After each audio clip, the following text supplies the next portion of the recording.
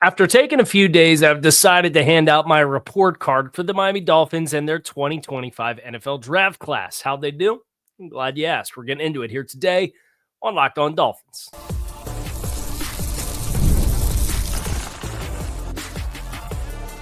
You are Locked On Dolphins, your daily Miami Dolphins podcast, part of the Locked On Podcast Network, your team every day. All right, Miami, welcome to another episode of Locked On Dolphins. It is your team every day here on the Locked On Network. I'm your host, Kyle Krabs, a lifelong Miami Dolphins fan, host of Locked On Dolphins, co-host of Locked On NFL Scouting, and the author of Touchdown Miami on Substack. I want to give a special welcome and shout out to our everydayers because it is your team every day. We don't just say it, we live it here on the Locked On Network. Today's episode of Locked On Dolphins is brought to you by FanDuel. Right now, new customers get $250 in bonus bets when your first $5 bet wins. Today on the show, doing the report card, and we're looking at the Dolphins draft class. We're not doing UDFAs with this. This is simply the 3 days of the 2025 NFL draft, trades you made, players you picked, opportunity cost elsewhere, kind of the strategy of what you aspire to get done and what you end up walking away with, which we'll have the class pulled up here and talk a little bit about how to quantify the value of the players. That's the goal today, and to hand out a report card. For the Dolphins, their draft class as a whole is 8 players deep with a couple of common themes. And I think that's where when you start asking, what did the team achieve? What did they clearly want to achieve? How did they go about doing it? This team wanted to become a more physical football team. And I think that they did a fair job of achieving that. When you consider it, let's just look at the draft class as a whole. Kenneth Grant, defensive tackle, 330-pound, supersized defensive tackle with a special blend of athleticism to go with that stature. But at the end of the day, it's a 330-pound guy who's going to play all over your defensive front. Jonah Savaiinaea, 325-pound, absolute explosive mauler. So those two guys that you took at 13 and 37 were special blends of athleticism and physicality and size in the heart of your trenches. And at 143, you took Jordan Phillips, who's more of a nose tackle than Kenneth Grant. And please don't let anybody tell you otherwise, because Jordan Phillips played more than 50% of his career snaps in 2 years at Maryland as a redshirt sophomore who declared in the A-gaps as a over-the-center type of defender. He's really good with double teams, really good with point of attack stuff, has plus athleticism, but doesn't have the length and doesn't have the robustness of pass rush profile that Kenneth Grant does. I mean, Kenneth Grant, the last 2 seasons on first and third downs had a better pass rush win rate than Walter Nolan did, was everybody's favorite penetration defensive tackle in this year's class. Kenneth Grant, the last 2 years, has a better third down pass rush win rate than Walter Nolan. He just happens to be a big body player, right? But then Jason Marshall, Dante Trader, these guys are DBs. And, we'll talk a little bit about the concerns of each one of the guys beyond what we already have on the show a little earlier in the last couple of days. But Marshall is at his best when he's playing in the face of guys and playing physical in the contact window. Dante Trader, I think the best thing that he does is his beyond the special teams profile is the pursuit and tackling. He's a good tackler and a physical tackler. He sticks guys. Ollie Gordon, 225, 230-pound running back, will hit you like a Mack truck if you try to fit downhill on him and he's running downhill with his pads square. Now, there's limitations with these players as far as things that they do well and things that they don't. But the commonality of everything that happened with the first 6 picks outside of the 7th round, it's to borrow the line from Calais Campbell when he was mic'd up with the preseason or the pregame stuff. Physical. That's the central theme. Regardless of where in the draft you did it, what positions they were, you got more physical as a football team. And as I do like the overall body of work review, I applaud and appreciate that element of what these players should bring to the table that this football team from last year needs frankly needed more of, didn't have enough of, right? So as I review the class, it's not just what player did you pick at what intersection of value on the board and who was there and who'd you pass up and who'd you trade away from. Part of it's what did you do? You got more physical. You got more dynamic athletes. And a lot of that, obviously, what, one, two, three, Kyle does math in real time. 4 of the top 5 picks needed to count it out for 5. It's been a long week. I'm ready for a little extra R&R. On the defensive side of the football, Anthony Weaver getting some new bodies to bring to the table to execute his vision of the defense. But I remember mid-season last year, I'm looking at this defense, and the observations were we need more dogs, right? It's been well established as a talking point all offseason. But you need more dynamic athletes. Between Kenneth Grant, Jason Marshall, and Jordan Phillips as a nose through the lens of being a nose, I think you did get more dynamic athletes with size and physicality and kind of that strain about the way they play the game. So it's not all rainbows and butterflies. There's some things that, maybe I would have targeted a different corner at 150 instead of Jason Marshall based off how I evaluated. There is an opportunity cost to go up and get Jonah Savaiinaea at 37. But with that said, how much can I realistically sit here and dog the team for moving pick 98 to go up and go get their guy when the guy they picked at 143 was the same guy that for the 33rd team I gave him in the day 2 mock to pick at 98? And that was a process of late Thursday night. You sit down and you look at how the first 32 picks went. And I knew I had to do a day 2 mock, and you made every pick for every team that was scheduled for rounds 2 and 3. And I got to pick 98, and I'd picked Jonah Savaiinaea at pick 48 for the Dolphins, although I'd been told by some folks across the league who would be in the know that I've had a chance to kind of talk to, that Jonah was not just in consideration for New England at 38, which is what I had seen. I believe it was Greg Bedard had reported that earlier this week.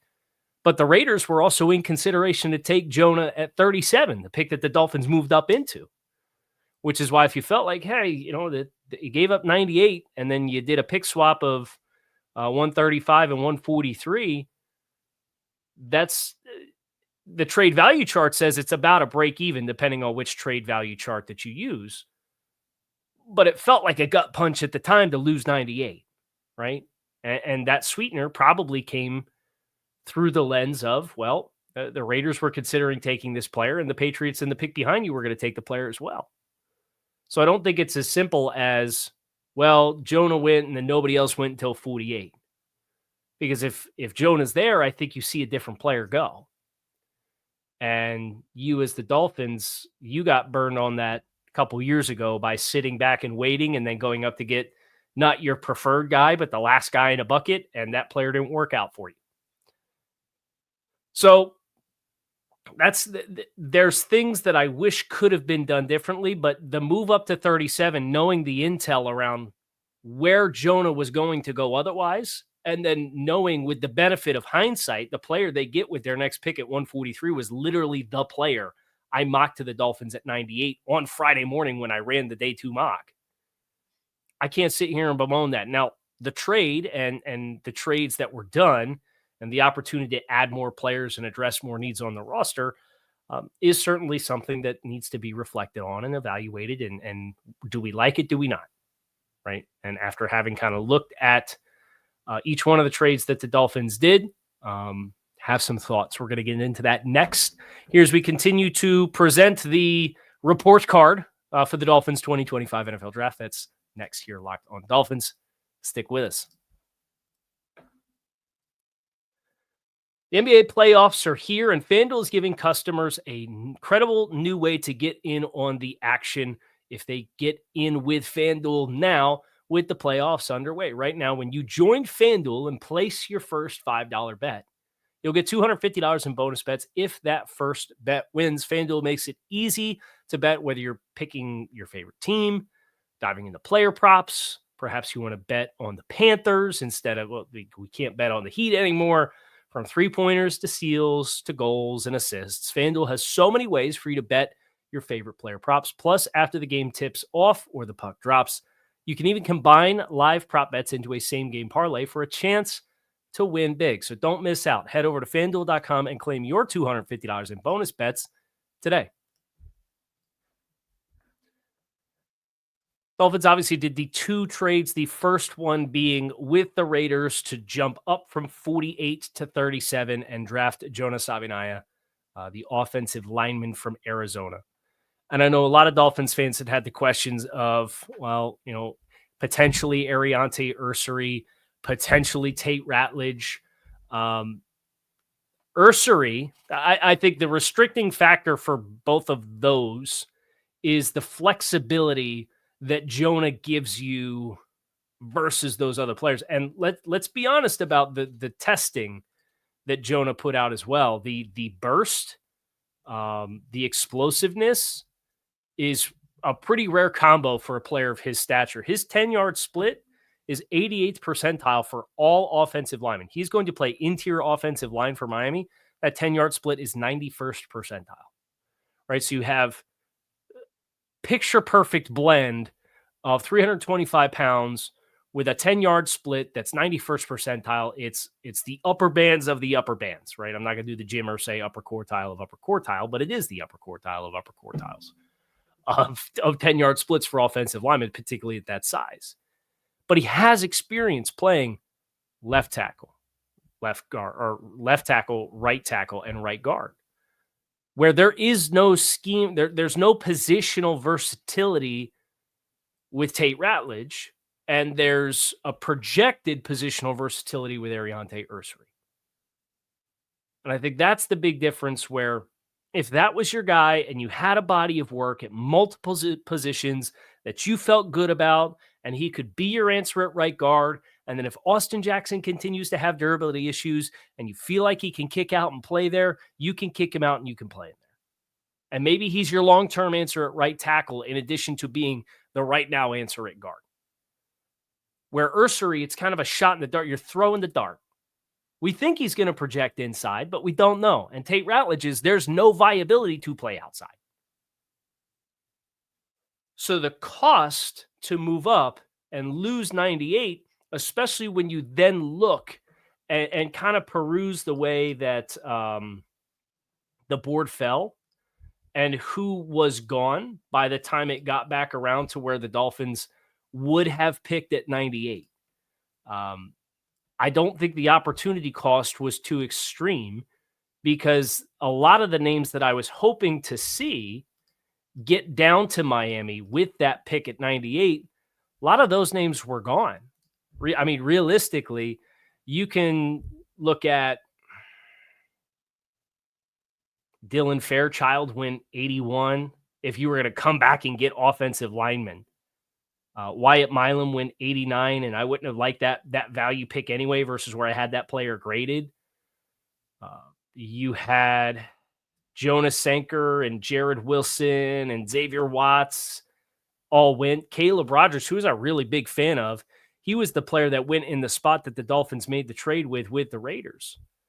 But the question of whether Caleb Rogers, I did not have him graded on the same tier as Jonah Savaiinaea, nor did I have him graded on the same tier as Tate Ratledge, who went 57 to Detroit, right? Like, it was a drop off on a player. And that was the talking point that we had in the build up to the draft, is if you're looking for an offensive line starter, expecting to get one after pick number 48 was probably going to be a pipe dream.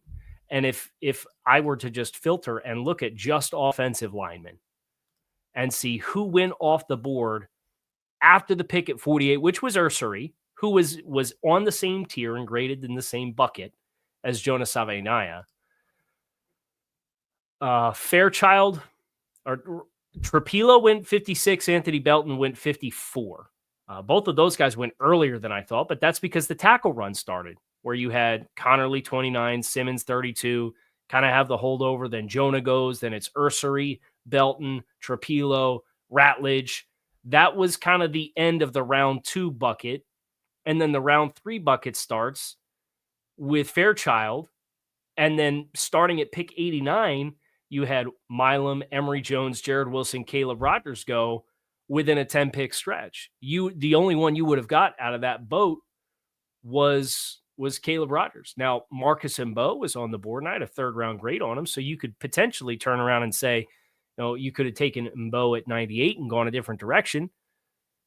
But Marcus is not built the same way and constructed physically in the same light as what you have with Jonah. Marcus is 303 pounds with a 32-inch wingspan, and that's 7th percentile on the arm length. Jonah's got 81st percentile on the arm length, that he outweighs Marcus by 20 plus pounds. So I don't think you're achieving the same thing. So it goes back to, if the central theme is we want to get more dynamic and physical, I think Marcus is dynamic, but I don't think he was physical. And that's with how the board fell. I don't see a lot of names after 98. Charles Grant, I had graded it kind of in the same bucket with Tate and Ariante and Jonah, but he's coming from William and Mary. The question is, do you feel like he's ready to play? And that for me would have been part of the tiebreakers, where probably not. I don't know that kicking inside and playing guard, coming from William and Mary, where you were playing tackle, I don't know that sets up overly favorably for you to be ready to go and play. And then you had it like a 28 pick gap where you could have picked at 116 and had any other offensive lineman that you wanted, but the names are Jalen Travis, Carson Vincent, Jalen Rivers, Marcus Mbo, Jackson Slater, Drew Kendall, Miles Frazier. I liked Miles Frazier. I had him 91st on my board. But he's not dynamic like Jonah is. And that's where the blend of the traits makes me understand why they chose to go about it the way that they did. And I don't know with confidence how many of these guys would have been starters for you.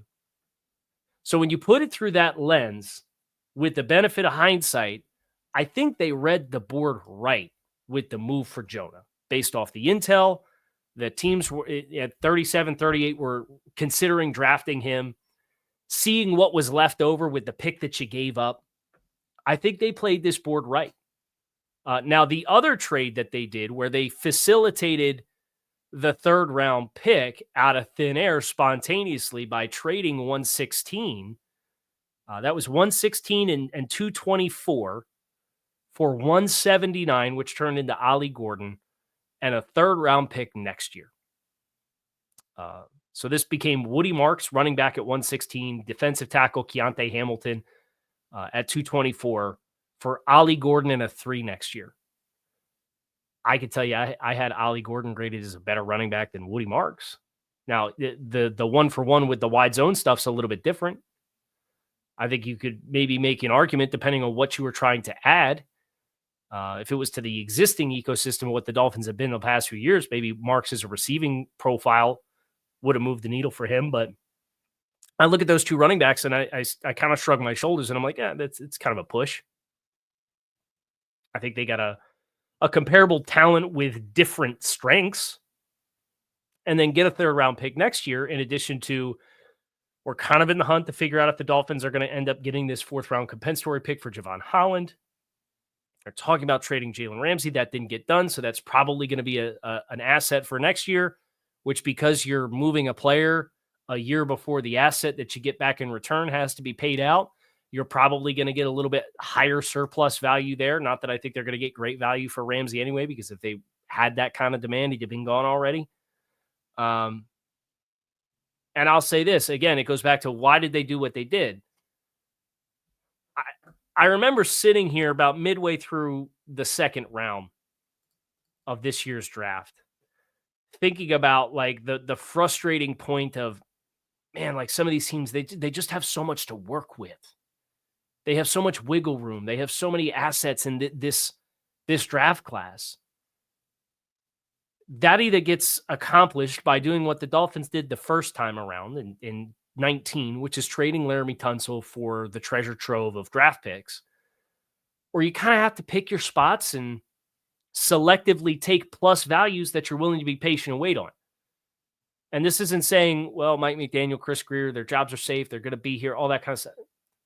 That's not what the point of the conversation is. The point of the conversation is if you're operating with the long-term scope and health and outlook of what the team needs to kind of get back into a position and be competitive in the draft windows, to have the resources they need to go up and down the board as they please, you need to find those incremental value opportunities to add extra value to draft classes. And a move like this, where again, they moved out of 116 and moved away from the player that they would go on to pick at 143 that I would have picked at not only 116, but I also would have picked at 98. I can't sit here and bemoan anything other than, hey, if you were picking at 116 and you drafted Jordan Phillips at 116, or maybe you take a corner, maybe Quincy Riley would have been the pick at corner there, who I believe was the next corner off the board from 116, was Woody Marks, Jarquez Hunter, Billy Bowman. Seemed like they took Dante Trader. So maybe Billy Bowman's in the conversation. Maybe Lathan Ransom's in the conversation. Those were guys that I liked. Malachi Moore, Quincy Riley, Elik Ayominor. Those are the only names between 116 and 143 that came off the board that I would have been sitting there like really pounding the table for you to draft. Would have been great to add one of those names. But a year from now, to take a 4 and turn it into a 3, in the same way that I look at this year and say, man, we had a 3 and it ended up being Jalen Wright. I kind of wish I'd had the pick on the other side of it, especially because they didn't use Jalen Wright last year. And it's a good running back class. Oh, that was a thing that I don't think they did read right. And to still come out of this with a running back in Ollie Gordon as the net on the trade, and you just move back, I think that was another job that they did well. I think they did better on the trades than anything that they did because of the value and how they read the board and the intel.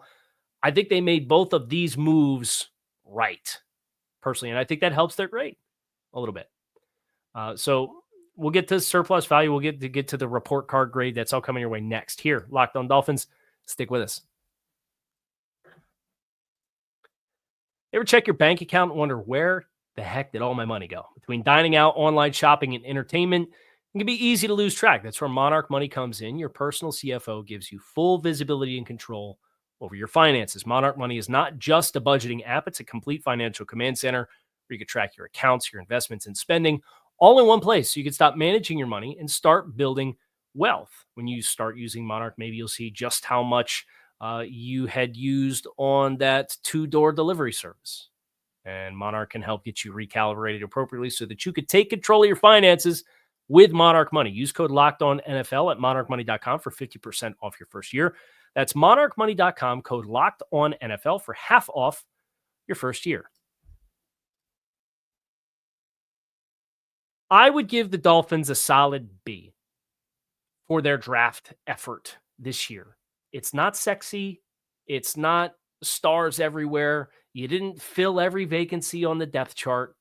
But what you did was you attacked head on, I think, the biggest fundamental flaw on the roster. You didn't have enough teeth.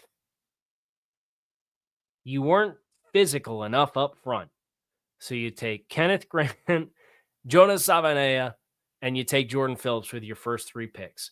And in the process of moving up and down the board, you managed to add surplus extra value from a draft asset perspective for next year to do that. And then your deeper players, Marshall's a physical corner. Trader is a physical tackler who's going to be I think he's going to take a team spot for sure. So you can maybe get out of the same song and dance of the 1-year contracts with Elijah Campbell every year. And I like Elijah, but the question is, does Dante have a higher ceiling as a potential defensive contributor? Ollie Gordon, I think will lap Alexander Madison. I accidentally called him. Uh, um, what did I call him? I called him somebody else the other day, and somebody got real mad. But it was at the front of mind, based off of some of the comparables for that kind of role, the Alexander Madison role. I think Ollie has a higher ceiling. I think Ollie in passing game opportunities is going to be a great asset from a pass protector standpoint. He's not going to be a weapon catching the football. But if you go heavy and you got Achane out there and Ollie Gordon and Ollie with what he does as a blocker, I think you're going to change the geometry of some of your protection stuff, and I think that's helpful. I think that's going to be great. But at the same time, you can get into readiness to play on passing downs for Jordan Phillips, and you can get into trading up and investing multiple assets in a guy who's going to play guard for you, even though he has and can play tackle. The ROI on that from some of the deeper rooted analytics of positional value in the draft class. But even if Jonah just ends up playing guard, I just put together the updated salary cap outlook. You're talking about 4 years for Jonah, and he's not going to be on the books for a cap hit based off his draft slot for more than $3.6 million in any of the next 4 years, and that comes in 2028. His rookie wage scale total this year is going to be just over $2 million. And if he turns into the player that he's capable of being, that value versus these guys that are getting 18, 19, $20 million, right, that's a surplus value. And the way the league is spending at that position, I think, is changing some of the norms about interior offensive line play and its positional value. The best way to tell, regardless of EPA and football ideology and what background of offense you choose to subscribe to, do the teams pay for it? And if teams are paying for it, they think it matters and they value it. So from that lens, I think the recent trends across the league makes the move, even with giving up the extra pick in the process,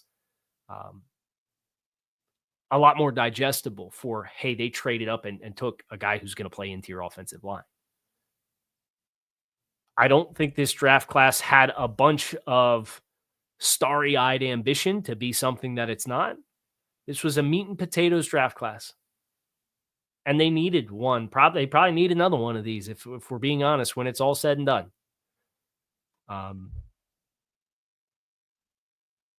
Maybe not necessarily 3 defensive tackles and 8 picks. But if you told me that next year the Dolphins in the first 4 rounds end up drafting another offensive lineman with starting capabilities, they're probably going to draft an edge rusher based off of the status of Bradley Chubb and Jalen Phillips, who's in a contract year, and the injury backgrounds with both of those guys. And if they have the 1, the 2, and the 2 3s, and that's your first 4 picks, top 100, you told me half of them were in the trenches again next year, I'd believe you. But ideally, some of these guys kind of materialize in the way that you think they're capable of, and you can have a little bit more flexibility where maybe you get out of next year's draft and people analyzing your draft aren't quite so much saying, we were hoping you could have done more to address your needs on the roster. Now, the free agency wave has started for the second wave. We'll see if the Dolphins cook any of that up. And we're going to look at that tomorrow, unless we get some news between now and then, as far as with the standoff with Jalen Ramsey, where are they at from a cap space perspective. I would imagine they'll probably hold off until after June 1st to sign the rookie class, just because I would imagine they're going to want the wiggle room, although from a draft picks perspective, only Jonah and Kenneth are going to count against the top 51. And Kenneth Grant's cap hit this year is projected to be about $4 million, and Jonah's is about $2 million. So it's not like you're losing a bunch of cap space. They could sign the other guys, no problem, no questions asked. I believe the Jordan Phillips cap hit in year 1 is under $955,000. So you may see some of these later rookies sign. I'll be interested to see if they take the lump sum regardless of what's going on with Jalen Ramsey or not. But we're to explore what kind of wiggle room they have with the standoff of Ramsey. And if they get a good offer before June 1st, would they move him before June 1st? And what would that mean for free agency? And what would they have to do to make all that happen? We'll get into that tomorrow on the show. Hope to see that. I'm Kyle Krabs. You can keep it locked in right here on Locked On Dolphins. Dolphins get a solid B from me. And that's totally fine. You know, it's meat and potatoes. I'm all for kind of attacking your need head on with who you are as a football team. And that's what the Dolphins did. Maybe they didn't maximize every pick value or make as many picks as I would have liked to have seen them make. And those are the kinds of things that linger in the back of my head. But I like the vision of what they did and what they tried to execute. And I like the players that they landed, particularly with the first couple, to get that done. Kyle Krabs, keep it locked in right here, Locked On Dolphins. Appreciate you guys. Talk to you all again tomorrow.